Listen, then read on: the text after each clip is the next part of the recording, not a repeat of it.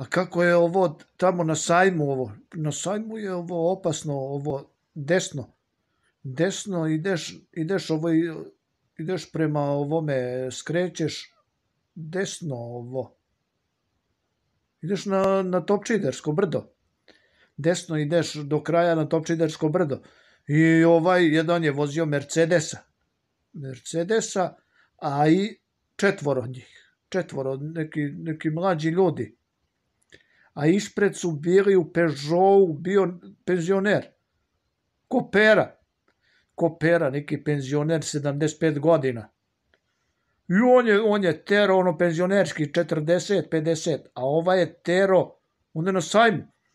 Sajmu možda ideš 150, on je išao 150 i on je njega penzionera nije mogao da obiđe, da skrene desno, nego je udario, zakačio penzionera.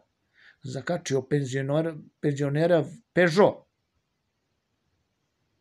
Zakačio ga i razbio mu, kad ga je pukao sa 150, on je njemu izbio točak. I točak mu je upao, Mercedesu je upao u desnu stranu, mu je upao u točak. Točak u točak se podvukao. I on je pri 150 se isprevrtao. Njih četvoro teško povređeni. Znači, isprevrtao se. Upao mu točak od penzionerovog Peugeota. Taj je penzioner išao sporije. Ga je ganjao 150.